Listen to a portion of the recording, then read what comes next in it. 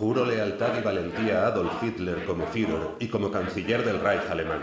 Me inclino ante él y ante mis superiores a los que debo obediencia hasta la muerte. Que Dios me ayude. Juramento al Führer, 1933.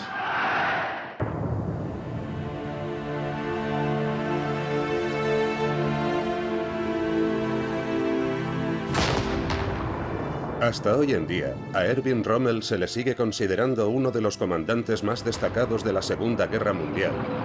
Y se sigue haciendo referencia a él como el zorro del desierto por su audaz iniciativa en los campos de batalla del norte de África. El legado y el destino final de Rommel estuvieron marcados por su determinación de hacer algo que muy pocos generales se habrían planteado en su lugar: decirle la verdad a Adolf Hitler sin ambajes sobre la situación de la guerra. El hijo de Erwin Rommel, Manfred, fue testigo de la cambiante relación de su padre con Hitler. Llegado el día, a Rommel su sinceridad le costaría muy cara.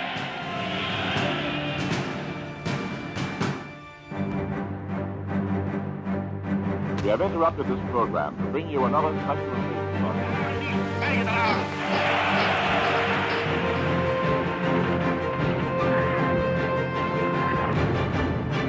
Rommel, el soldado, su hijo y Hitler.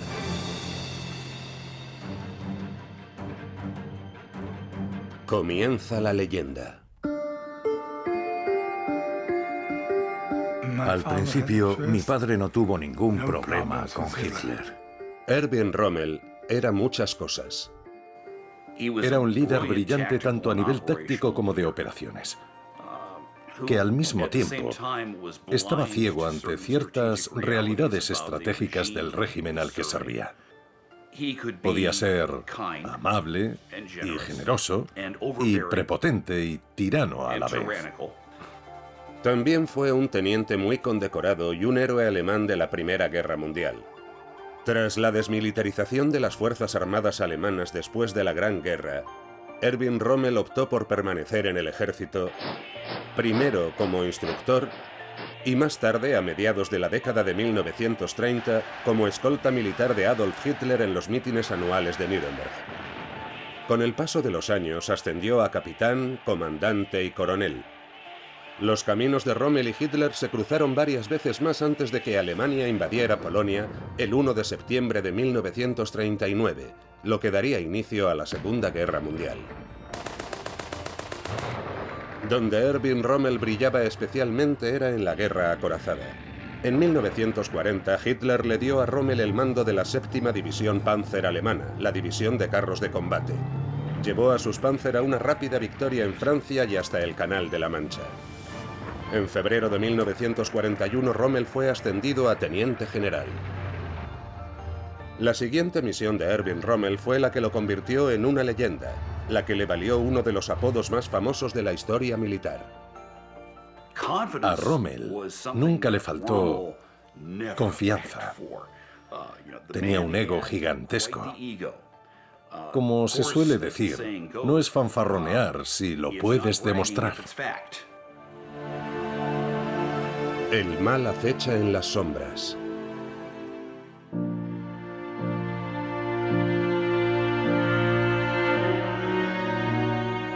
Erwin y Lucy Rommel tuvieron un hijo, Manfred, nacido en 1928. Manfred Rommel, como la mayoría de los jóvenes de la Alemania nazi, acabó viéndose arrastrado por la Segunda Guerra Mundial, así como por la sombra de su famoso padre. Era un buen padre y un buen marido. Era admirable. El ascenso de Adolf Hitler a canciller y a partir de 1933 a presidente de Alemania dio un giro a la vida de Rommel en muchos sentidos. Lo que esta pequeña familia alemana no podía prever era que su nuevo Führer había puesto sus miras en la conquista del mundo y en la pureza racial. Su discurso. Alles, was ihr durch mich, alles, was ich bin, bin ich nur durch euch allein. Todos los cancilleres de Europa. Sieg heil! Sieg heil! Sieg heil! Hitler ascendió al poder diciéndoles a los alemanes que los sacaría de la ruina económica y militar. La situación desesperada del país era resultado de las duras sanciones que se le impusieron en virtud del Tratado de Versalles, con el que se puso fin a la Primera Guerra Mundial. El sentimiento general era que habíamos sido tratados injustamente y él se sirvió de ese resentimiento. Yo soy quien os ayudará a recuperar el orgullo y yo soy quien reparará la injusticia cometida contra vosotros. Alemania había quedado arrinconada, no tenía ninguna posición en el mundo. Ni siquiera se puede decir que fuera el hazmerreír. Era completamente irrelevante, sin más. Pero en Alemania estaba ocurriendo algo más siniestro aún. Erwin Rommel y la mayoría de la población alemana lo fueron descubriendo una vez que la Segunda Guerra Mundial estuvo bien avanzada. Por aquel entonces, Irmgard Schmid estaba en el colegio. La información que recibíamos era ambigua y confusa. Aunque era muy inteligente y tenía facilidad para los idiomas, solo tenía 9 años. Entonces todavía no conocía la palabra ambiguo, ni siquiera en alemán. Pero así era como me sentía si pienso en aquellos días. Nos llegaba información de todos lados. Había carteles, llegaban los soldados y decían que Alemania era la más grande y también nuestro querido Führer. Auf seiner Fahrt an die Front vor Warschau begrüßt der Führer seine Leibstandarte, die sich bei den Harzkämpfen. Mi padre decía Heil Hitler todas las mañanas. Teníamos que decir Heil Hitler 7 veces al día y tenía que demostrar que me sabía todas las canciones en alemán. Extendía el brazo y cantaba.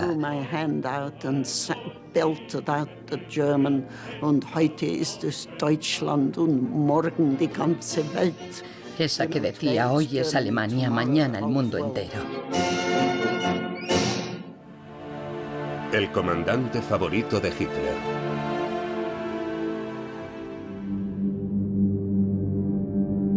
En 1939, nadie quería una guerra excepto Adolf Hitler.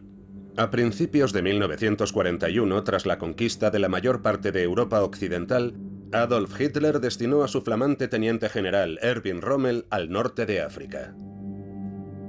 Rommel recibió el mando de 2 divisiones Panzer. El Afrika Korps de Rommel, un cuerpo militar recién nombrado, iba a combatir contra los británicos en el desierto. Antes de partir hacia África, Rommel y Hitler se reunieron. No hubo ningún desencuentro en su relación en 1941, cuando Rommel asumió el mando del Afrika Korps. Eso iba a cambiar con el tiempo. La relación de Rommel con Hitler, antes de ser enviado al norte de África con el Afrika Korps, era la de un subordinado y su superior. Rommel no cuestionaba en forma alguna la autoridad de Hitler y se convirtió en un favorito del Führer. Desde el principio, la conexión entre Hitler y Rommel se basó en las experiencias que tenían en común. Rommel era un soldado de combate, como lo había sido Hitler en la Primera Guerra Mundial. Manfred Rommel, que aún no era un adolescente, se preguntaba si volvería a ver a su padre. La relación entre Erwin Rommel y su hijo Manfred fue, en muchos sentidos, una relación padre-hijo muy clásica, en la que el padre quiere que el hijo sea de una manera que se convierta en un tipo de hombre, de individuo muy determinado. Y el hijo tiene una idea muy distinta. Erwin Rommel no tuvo reparos en contarle a Manfred sus recelos sobre la dirección que estaba tomando la guerra. Y trató de darle todos los consejos paternales que pudo. Tormentas de arena, balas y un héroe.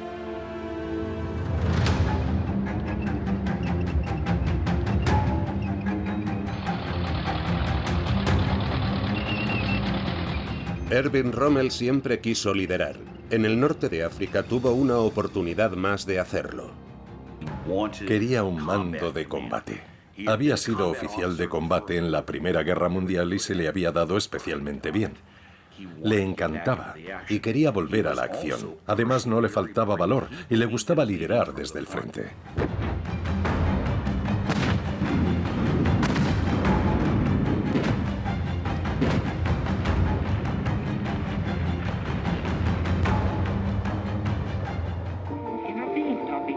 En 1941, los descifradores ingleses ya habían averiguado cuál era el código secreto alemán, el famoso Enigma.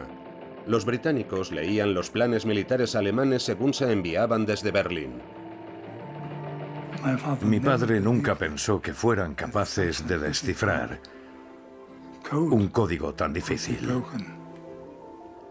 Los alemanes creían que a sus enemigos les costaría años descifrar un solo mensaje del sistema Enigma. La cuestión es que, en tiempos de guerra, te puedes equivocar con cualquier suposición o presunción que hagas sobre las capacidades del enemigo. El cariño del pueblo alemán.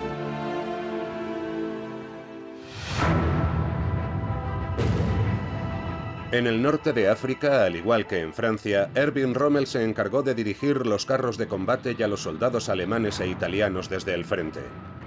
El hecho de que comandara su división en plena línea de fuego le hizo ganarse el respeto de sus tropas. Con su ataque, consiguió que las fuerzas alemanas e italianas recuperaran Libia en menos de 2 semanas. Las victorias se sucedieron rápidamente en el norte de África. Casi inmediatamente Rommel comenzó a expulsar al ejército británico de los principales bastiones del desierto a lo largo de 1941. Las primeras victorias en el desierto occidental del norte de África de aquel Rommel tan agresivo y audaz le hicieron ganar más puntos con Adolf Hitler.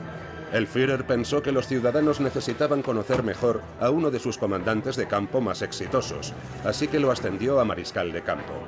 El ministro de propaganda nazi, Joseph Goebbels, recibió la orden de convertir a Erwin Rommel en un héroe. El ministro de propaganda alemán comenzó a montar una campaña para erigir y mantener la imagen de Rommel ante el pueblo alemán. Rommel era un hombre apuesto, no venía mal que fuera fotogénico y tampoco le perjudicó que supiera hablar bien. Rommel se convirtió en la imagen de los carteles de la Wehrmacht.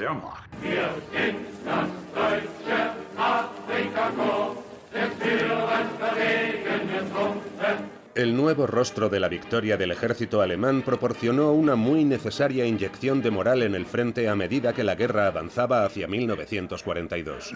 Las relaciones entre mi padre y Hitler seguían siendo bastante buenas. Mi padre no venía tan a menudo a Alemania y Hitler no interfería en sus tácticas, porque la guerra de África era una guerra muy rápida. Marschall Rommel ist tot. Der Held von Afrika. La racha de éxitos de Rommel en el norte de África le había hecho granjearse libertades de las que no disfrutaban los generales alemanes en otras partes del mundo, sobre todo los que comandaban las tropas en Rusia, por donde Alemania había empezado a invadir la Unión Soviética en 1941. El zorro del desierto, apodo con el que los británicos le habían bautizado a causa de su ingenio y audacia, tenía más libertad en sus movimientos debido a sus anteriores victorias. Cuando llegaban órdenes del Estado Mayor nazi que a Rommel no le gustaban, las destruía y las cumplía a su manera. Eso desconcertaba a los británicos, que seguían leyendo los mensajes codificados de los alemanes que les indicaban dónde se libraría la siguiente batalla. Los británicos esperaban que siguiera las órdenes que leían por cortesía de Ultra, pero Rommel casi en cuanto las recibía tiraba las órdenes por la ventana y lo hacía todo a su manera.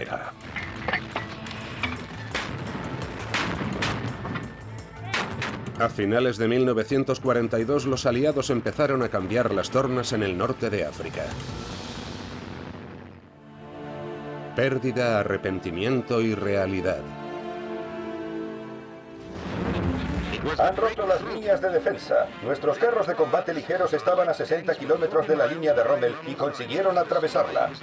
Los primeros éxitos de Rommel se desvanecieron, sobre todo debido a que los británicos recibieron muchísimos más suministros y a que Estados Unidos había entrado en la guerra. Y a principios de noviembre de 1942 se unieron a las fuerzas de Reino Unido en el norte de África. La artillería consigue golpear las posiciones del enemigo. Un impacto directo contra un cañón de 88 milímetros. Erwin Rommel, como mariscal de campo, les rogó a los dirigentes alemanes que les concedieran más recursos para poder recuperar la racha victoriosa, pero se encontró con el silencio. Mi padre hizo una larga lista de peticiones para Hitler, entre ellas que enviara los nuevos tanques a África. Pero no se hizo nada. Hitler se había desentendido. Era casi como si no le importara. El norte de África era secundario. Esperaba que la guerra terminara a finales de 1942. La superioridad de los británicos era tan abrumadora y la estrategia se calculó de forma tan cuidadosa y exigente que los alemanes no tuvieron opción. El Afrika Korps de Rommel atacó. A pesar de la escasez de material y de hombres, Erwin Rommel dirigió heroicamente la lucha para reconquistar el norte de África. Las probabilidades eran ínfimas, incluso para el legendario zorro del desierto. Para el enemigo, la situación empeora. Rommel empezó a sufrir episodios de depresión con frecuencia, tenía insomnio, la presión arterial baja y padecía dolores de cabeza e ictericia. Pese a las enfermedades y las derrotas, el prestigio de Erwin Rommel no dejó de aumentar. Rommel les daba 1000 vueltas a todos. El enemigo no conseguía tomarle la medida. Hasta que llegó un punto en el que se vio tan absolutamente superado en número de hombres y recursos materiales que no pudo detener el avance de los aliados. Al final se vio obligado a retirarse del norte de África. Habiendo perdido el norte de África, Erwin Rommel regresó a Alemania. Mi padre fue a Rastenburg a ver a Hitler por iniciativa propia. Y le dijo, mi Führer, tenemos que renunciar a África. No es posible hacer nada en estas circunstancias.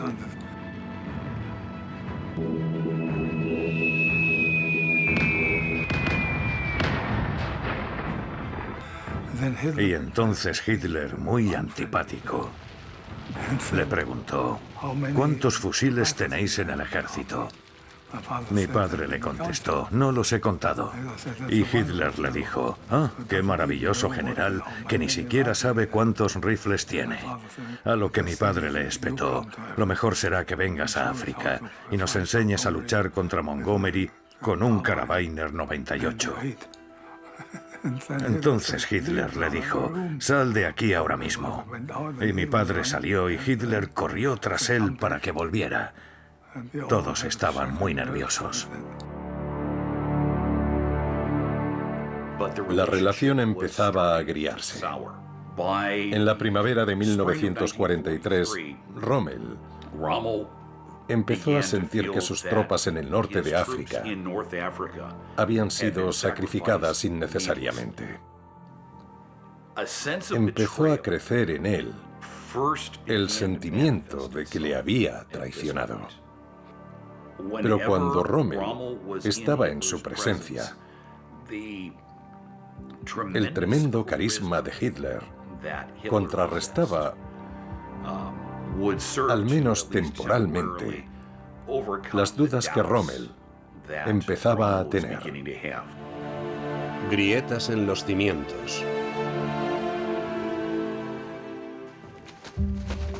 En mayo de 1943, 130.000 alemanes e italianos se rindieron en el norte de África, lo que supuso el fin de la lucha del Eje en esa zona. Muchos historiadores creen que fue en esa época cuando Erwin Rommel empezó a enterarse de las ejecuciones y los asesinatos en masa de prisioneros de guerra y civiles rusos. Hasta finales de 1943, Rommel no empezó a saber de los excesos cometidos no solo por las SS, sino también por la Wehrmacht en el frente oriental. Y empezó a oír los rumores sobre los campos de concentración, los campos de exterminio, la solución final. Y fue entonces cuando su relación con Hitler empezó a tornarse, no diría solo agria, sino más bien hostil.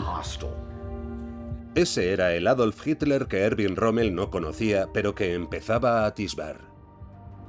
Nos pasábamos muchas horas ahí plantados. No tenía libros ni podíamos ir al cine. Aquello no era propaganda. Estaba en tercer o cuarto curso. Todo aquello que se organizó para exterminar a los judíos se ocultó bastante bien, por lo que la mayoría de la gente no sabía nada al respecto. Cuando mi padre descubrió todos esos crímenes, dijo que aquello sería un tremendo dilema y que sería imposible llegar a un acuerdo de paz razonable.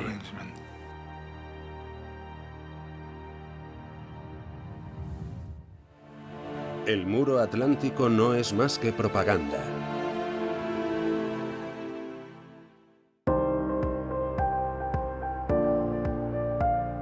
Tras negársele otro mando en Italia, Rommel sería finalmente puesto a cargo de la defensa de Europa Occidental.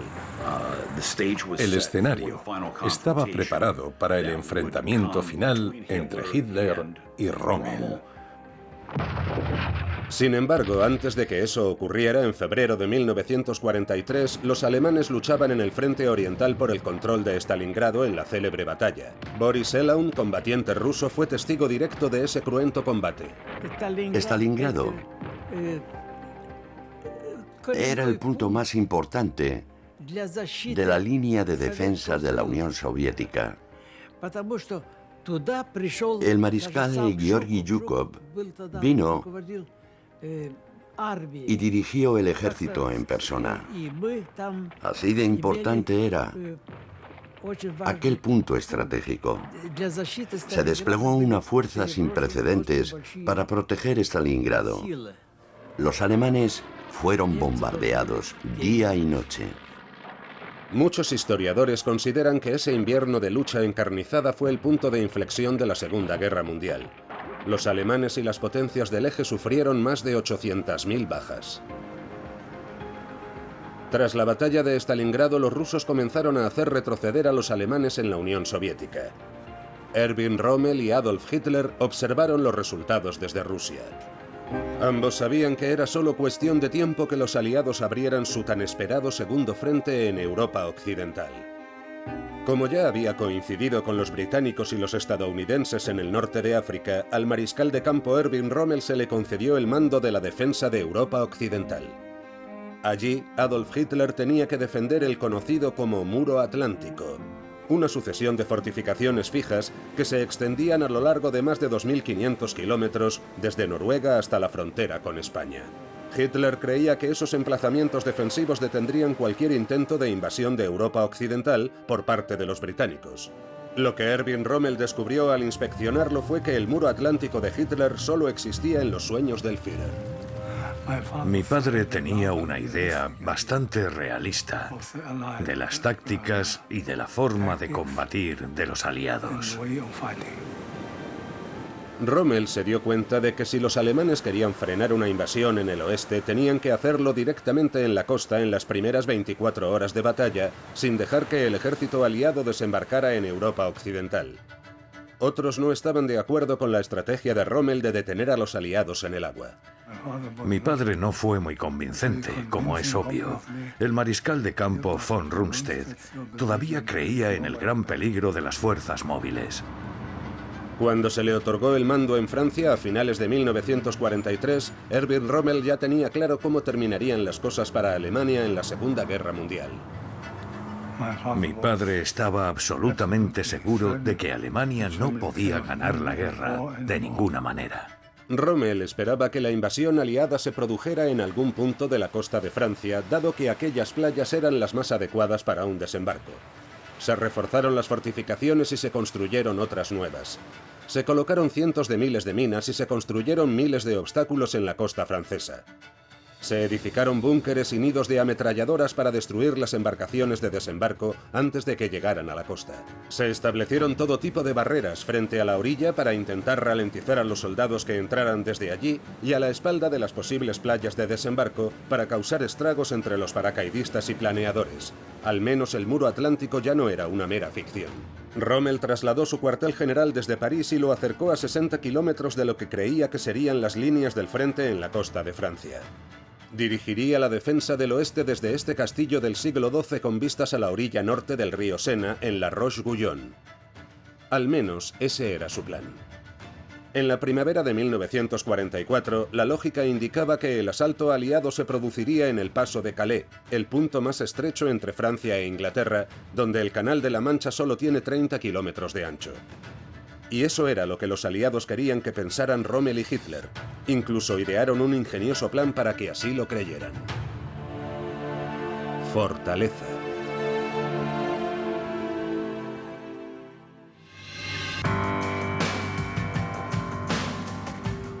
Una de las grandes historias de la Segunda Guerra Mundial, que es poco conocida, es la llamada Operación Fortaleza.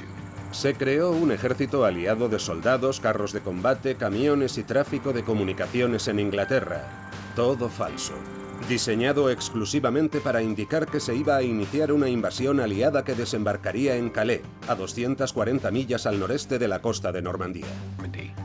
Los alemanes no tenían medios para averiguar si aquello era cierto o no.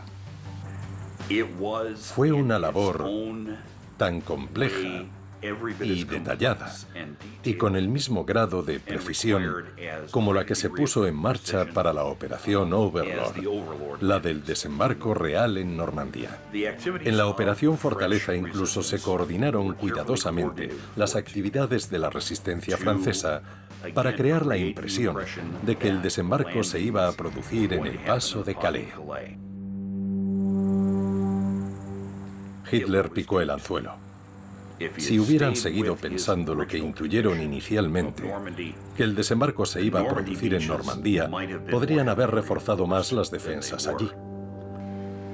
Rommel también cayó en la trampa, como la mayoría de los oficiales alemanes de alto rango. Adolf Hitler creía que Erwin Rommel y el muro atlántico detendrían a los aliados allí donde se produjera la invasión. Sin embargo, el Führer no visitó ni una sola vez ninguna de las fortificaciones de la costa francesa para comprobarlo por sí mismo. Cuando Rommel tomó el mando, fue como una sacudida de electricidad. En realidad era el muro atlántico de Rommel. Si se le daba el mando del muro atlántico, iba a asegurarse de que fuese un muro en el Atlántico. Iba a hacer todo lo posible para detener a los aliados a la orilla del agua y no dejar que pusieran un pie en la Europa ocupada.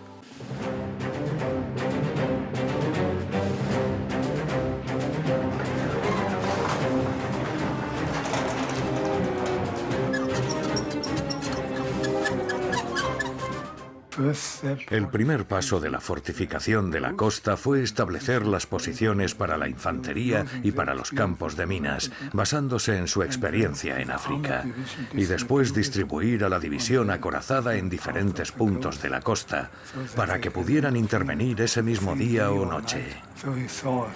Vio una cierta oportunidad para compensar la inexistencia de la marina alemana y la debilidad de la fuerza aérea. Y también estaba convencido de que no era posible emprender batallas móviles de la envergadura de las de 1940, porque los británicos y los estadounidenses tenían tal superioridad en el aire que habrían dejado clavados a los blindados alemanes y no tendrían ninguna posibilidad. Se estaba reforzando el muro atlántico. Ante la idea de que los aliados pretendían atacar directamente a través del Canal de la Mancha en su punto más estrecho, el enemigo estableció numerosas fuerzas en la zona y fortificó fuertemente la línea de costa del Paso de Calais. Esperaba tener 6 millones de minas colocadas para cuando el muro estuviera terminado y llegaran los aliados. De esos 6 millones, solo consiguió colocar 2. Pero entrenó a las tropas. Hacían maniobras constantemente. Cuando no estaban cavando trincheras, construyendo búnkeres y colocando minas, estaban entrenando.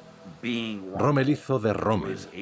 Fue capaz no solo de movilizar a las tropas, sino de conseguir que el muro atlántico, que no era nada parecido a lo que se suponía que tenía que ser cuando se lo encontró, se convirtiera en uno de los sistemas defensivos más formidables jamás empleados en la guerra moderna.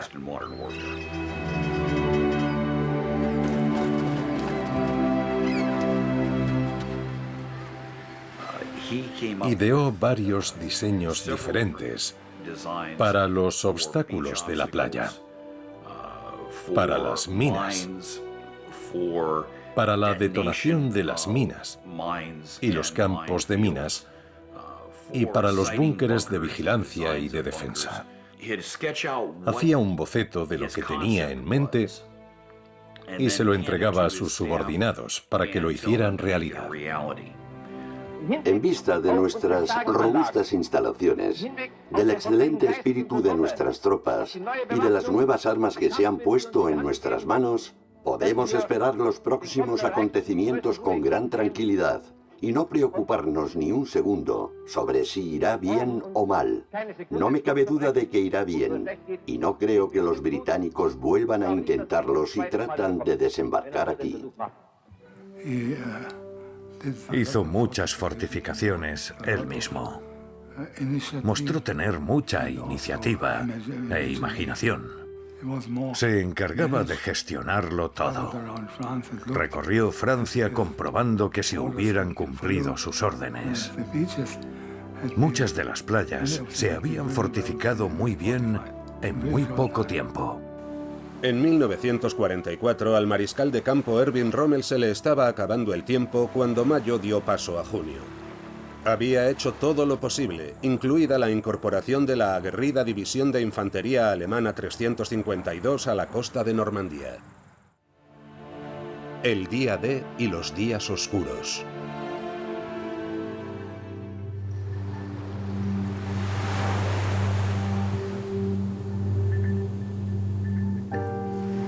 A principios de junio de 1944, Rommel tenía una gran ventaja. Conocía las tácticas que los aliados habían utilizado en anteriores desembarcos en el norte de África, Sicilia e Italia, sobre todo el hecho de que se fijaban mucho en los informes meteorológicos. En el Canal de la Mancha, el mes de junio suele ser particularmente desapacible. Según lo esperado, el tiempo a principios de junio de 1944 en la costa francesa del Canal de la Mancha iba a ser muy ventoso, muy húmedo y previsiblemente desagradable.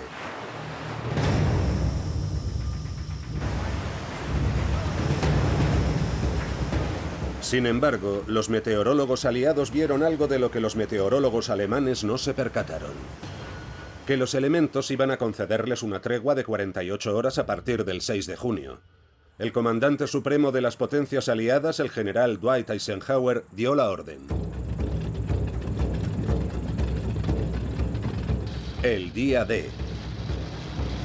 La decisión de lanzar las operaciones Neptuno y Overlord en condiciones poco adecuadas dejaría perplejo al mariscal de campo. La elección de Normandía también le sorprendió. El desembarco no iba a producirse en el Paso de Calais. Se sorprendió mucho, porque confiaba en la opinión experta de la Kriegsmarine, la Marina alemana, de que nadie podía desembarcar en esas condiciones meteorológicas. Fue una decisión muy valiente del general Eisenhower y muy acertada. La Marina no estaba desplegada y la Fuerza Aérea se negó a salir. Dijeron que con ese clima no valía la pena que sacaran sus máquinas. De manera que las primeras en avistar la invasión fueron las tropas de infantería, lo que resulta absolutamente extraordinario. Pero lo que empeoró mucho las cosas para los alemanes en la mañana del 6 de junio de 1944 fue que el comandante del muro atlántico ni siquiera estaba en Francia. Erwin Rommel decidió que era un buen momento para regresar a su casa en Herrlinge, en Alemania, y cumplir dos objetivos, uno personal y otro profesional. Tenía la intención de reunirse con Hitler para reiterarle lo que significaría que Normandía cayera. También quería visitar a mi madre, que cumplía 50 años. Así que el 6 de junio, mi padre estaba en nuestra casa, cerca de Ulm. A las 6:20 de la mañana del 6 de junio, el teléfono sonó en la casa de Rommel en Alemania. 17.000 aviones, 7.000 barcos y casi 160.000 soldados aliados se aproximaban a Normandía o estaban ya a poca distancia de la costa. Interrumpimos este programa para traerles una nueva emisión especial sobre la invasión. Bajo el mando del general Eisenhower, las fuerzas navales aliadas apoyadas por fuertes fuerzas aéreas, al mando del Gran Montgomery de Egipto y África del Norte, han atacado a lo largo de kilómetros de la costa francesa para eliminar la tiranía nazi sobre los pueblos oprimidos de Europa y brindarnos seguridad en un mundo libre. Dijo que habíamos tardado 24 horas en saber lo que estaba pasando.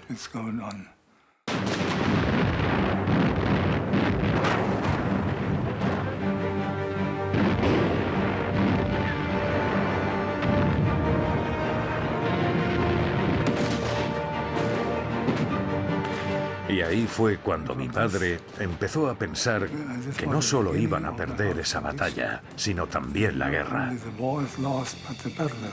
Aquel 6 de junio, Manfred Rommel también estaba en casa con su padre. El joven adolescente había sido llamado a filas e iba a incorporarse a la Luftwaffe alemana como ayudante de la defensa antiaérea. Tuve la oportunidad de ver a mi padre. Y fui uno de los primeros alemanes que supo que la invasión había comenzado.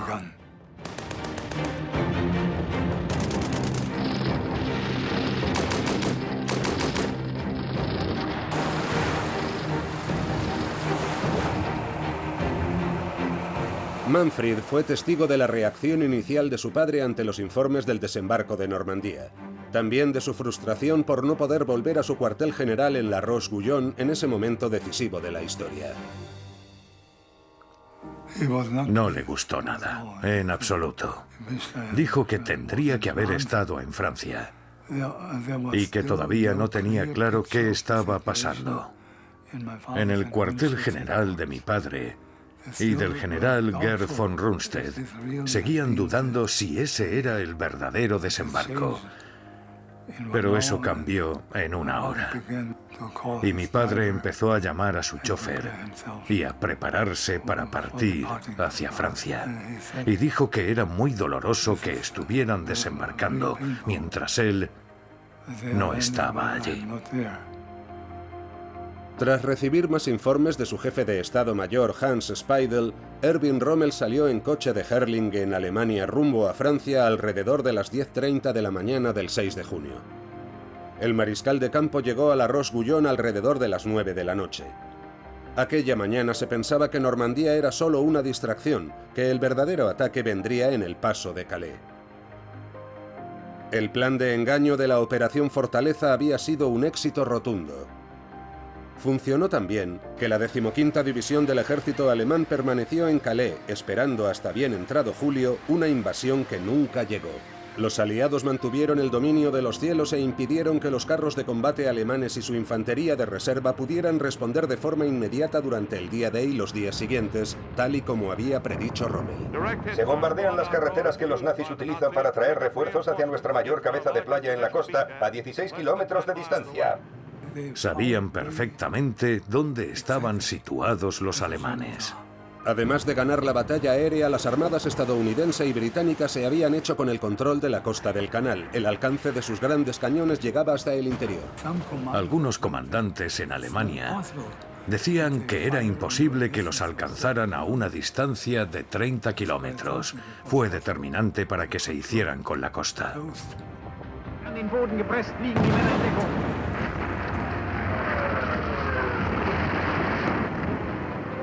Los aliados habían conseguido desembarcar 156.000 soldados en tierra y se habían adentrado una media de entre 6 a 9 kilómetros hacia el interior. El 7 de junio, Rommel llegó a Normandía para comprobar por sí mismo la situación desesperada en la que se encontraban. Mi padre analizó la situación y volvió a su cuartel general. Aunque les costó 10.000 bajas, los aliados consiguieron establecer la cabeza de playa. Una semana después del día D, Erwin Rommel sabía perfectamente que la guerra en Europa Occidental estaba perdida. El Führer no apreció la franqueza con la que Rommel le habló de la situación en Normandía en la reunión que mantuvieron el 15 de junio. Mi padre no descartaba que Hitler pudiera rendirse ante la evidencia de que no había esperanza.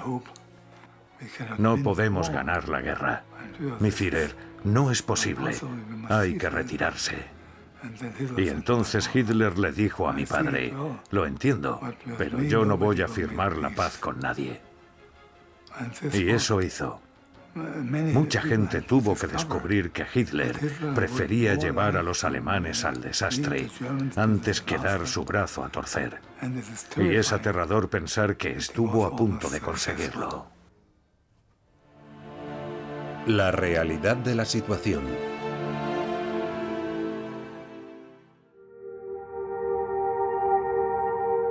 Erwin Rommel sabía desde el principio que todas aquellas minas, los obstáculos, las fortificaciones y la infantería no podrían detener el ataque de los aliados.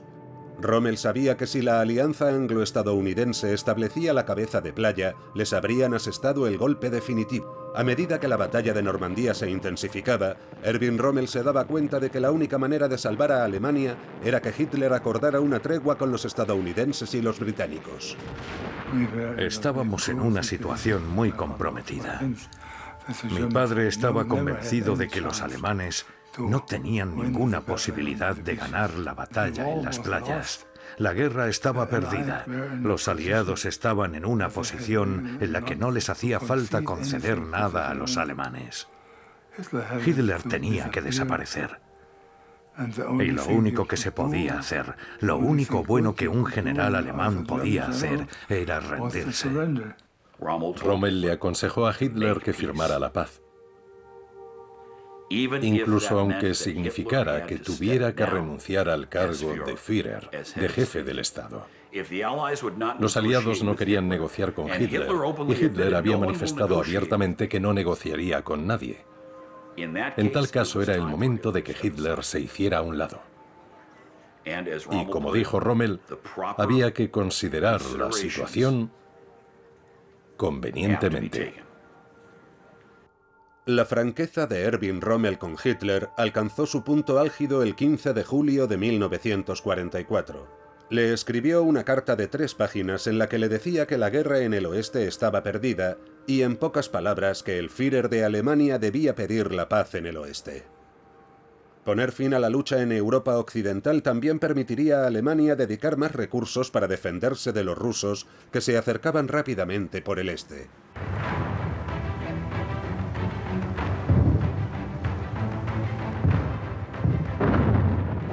Era lo único que estaba en su mano. No podía hacer otra cosa. Rommel no podía permanecer en silencio y ver cómo la Alemania que amaba era destruida en el nombre de un líder que había llegado a detestar. Circulaban rumores de que había otros alemanes que querían que Adolf Hitler desapareciese, pero no pidiendo su renuncia, sino asesinándolo. Un pequeño grupo estaba urdiendo un plan para matar a Hitler en el verano de 1944. La gran mayoría era pasiva. En el Tercer Reich, uno no podía decirle a su amigo que había pensado que lo mejor era matar a Hitler y hacer una revolución, porque podía ocurrir que tu amigo fuera tan patriota que decidiera denunciarte a la policía. Además, el movimiento de resistencia alemán estaba compuesto por oficiales del Estado Mayor, de la policía, de la élite, que creían saber que no estaban cayendo en manos de traidores. Pero hablar en público con la gente era un suicidio. La guerra ya no tenía nada que ver con Alemania. Se había transformado en una guerra contra Adolf Hitler. Y en ese momento, en opinión de Rommel, la guerra se llenó de maldad y Hitler se volvió malvado con ella. Porque ya no estaba pensando en el bien general de Alemania. Estaba utilizando a Alemania para mantenerse en el poder. La luna de miel había terminado hacía mucho y se acercaba el momento del divorcio.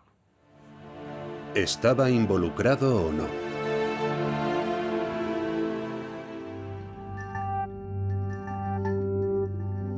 Erwin Rommel no estaba a favor de matar al líder de Alemania. El juramento de Rommel de servir a su país estaba por encima de cualquier complot para cometer un magnicidio. Él quería que Hitler se fuera, pero no le parecía que asesinarlo fuera una opción. Creía que Hitler debía entregar primero a Alemania a los aliados occidentales y luego someterse a un juicio.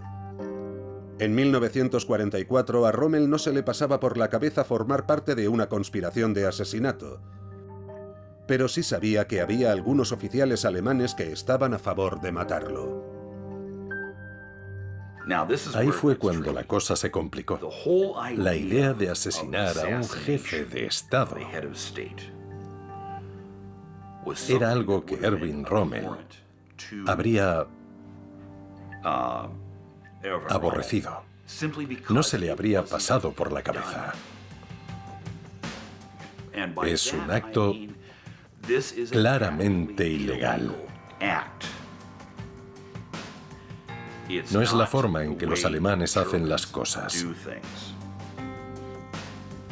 A ojos de Rommel, fue simple y llanamente una traición.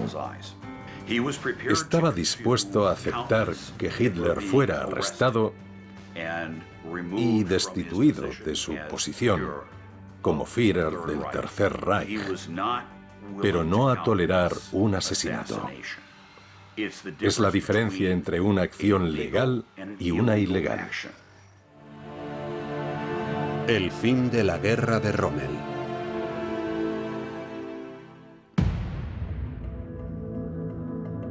El 17 de julio de 1944, mientras regresaba a la Roche-Guyon de una conferencia, dos Spitfires británicos alcanzaron el coche oficial de Erwin Rommel cerca de la ciudad francesa de Saint-Germain de Montgomery. El coche se salió de la carretera y cayó en la cuneta. Como consecuencia, Rommel, que iba sentado en el asiento delantero, salió despedido contra el marco del parabrisas y se destrozó el lado izquierdo de la cara. Quedó casi desfigurado. Cuando llegó al hospital, supuse que moriría esa misma noche. El conductor no sobrevivió, pero mi padre sí. Y ese fue el final de su carrera militar. Tenía el pómulo y la órbita del ojo izquierdo aplastados y una fractura de cráneo. Sorprendentemente no pareció afectarle psicológicamente. Seguía muy alerta y consciente, pero ya no pudo volver al campo de batalla nunca más. Fue relevado del mando por razones médicas. Y aquel episodio marcó el final de su carrera de combate. Al parecer, Antes de sufrir ese accidente, el 17 de julio, Erwin Rommel había estado estudiando un plan alternativo para poner fin a la guerra en Europa Occidental lo antes posible. Rommel estaba decidido a tomar cartas en el asunto y tratar él mismo con los aliados si Hitler no lo hacía. Intentó conseguir que el ejército se rindiera. Pero no le dio tiempo, porque el 17 de julio fue alcanzado por las balas y granadas de 2 cazas británicos y quedó fuera de combate. Así ha quedado la sala de operaciones del cuartel general de Hitler tras el atentado contra el Führer. Hay muchas conjeturas sobre si consiguió escapar o sucumbió más tarde a sus heridas. El plan para asesinar a Adolf Hitler el 20 de julio de 1944 en la guarida del Lobo, que era como se conocía al cuartel general del Führer en Rastenburg, en Prusia Oriental, fracasó. Se juzgó y ejecutó a más de 5.000 personas por haber participado en el atentado contra la vida de Hitler. La mayoría no estaban involucrados de ninguna manera, pero aquello permitió a Hitler eliminar a muchos de los que consideraba no leales. Uno de los que estaban en su lista era el que había llegado a ser su mariscal de campo favorito. A Rommel, Hitler nunca le concedería un juicio público. Rommel era culpable de decirle la verdad al Führer. Lo de menos era si había formado parte del complot para matarlo. A ojos de Hitler, había cometido traición por el hecho de haber mostrado una actitud derrotista. El mariscal de campo debe pagar.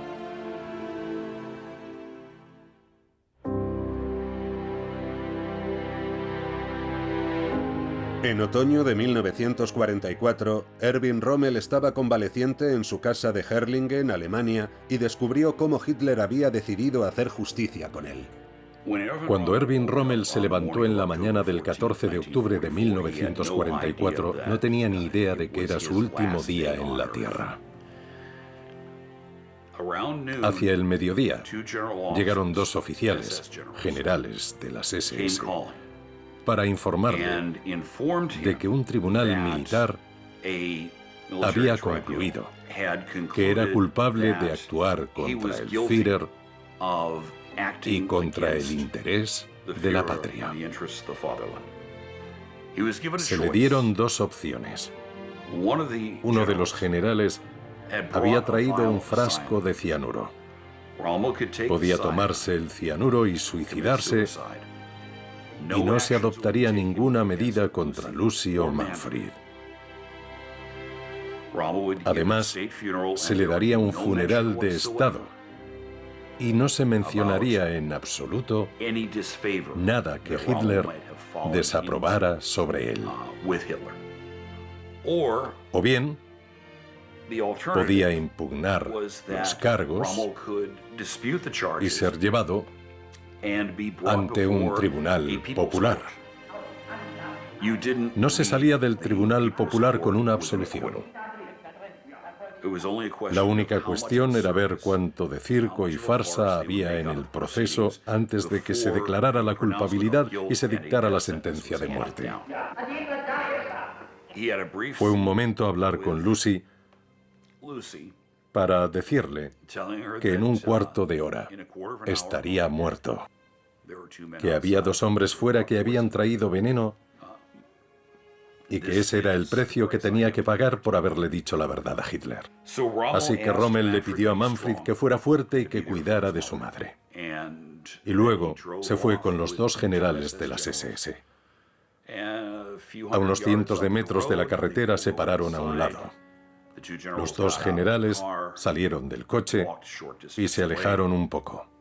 Rommel se tomó el veneno. Cuando volvieron, estaba jadeando, ya inconsciente y casi muerto. En pocos minutos, falleció. Numa cerimônia oficial, o povo alemão despede-se do mais bravo de seus generais. Se le dio un funeral de Estado. El mariscal de campo von Rundstedt dio un discurso que estaba guionizado por el departamento de propaganda de Goebbels. Com ele, assim disse o Führer numa ordem do dia: Se vio obligado a afirmar que el corazón de Rommel pertenecía al Führer, lo que por supuesto era una absoluta tontería. Pero Rommel había hecho lo más honorable, era la única opción que tenía realmente. Adolf Hitler había logrado deshacerse de uno de los únicos generales que se atrevió a decirle la verdad sobre la guerra. Las consecuencias.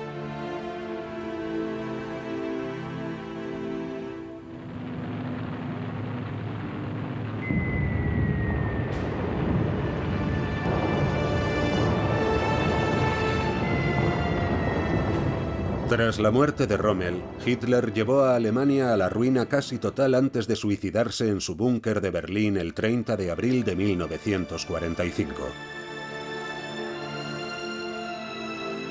Para entonces, varios millones de alemanes más habían muerto innecesariamente y la Unión Soviética se disponía a reclamar la mitad de Alemania como propiedad comunista. El que fuera el mariscal de campo más célebre de Alemania había demostrado tener razón al final. Erwin Rommel había pagado con su vida sus proféticas palabras y su absoluta sinceridad. Lucy Rommel nunca se volvió a casar. Murió en Stuttgart, Alemania, el 26 de septiembre de 1971. Manfred Rommel fue dado de baja de la Luftwaffe alemana casi al final de la guerra. Se hizo abogado, trabajó para el gobierno del Estado Federado de Baden-Württemberg y fue elegido alcalde de Stuttgart, Alemania, en 1974. Ocupó la alcaldía durante 22 años, se casó y no tuvo hijos. Manfred Rommel falleció en Stuttgart el 7 de noviembre de 2013 a la edad de 84 años. Erwin Rommel fue incinerado y sus cenizas se enterraron en un rincón del cementerio de la Iglesia Comunitaria de San Andrés, la iglesia del pueblo de Herrlingen, Alemania. Está enterrado junto a su esposa Lucy. En la tumba del mariscal de campo siempre hay flores frescas.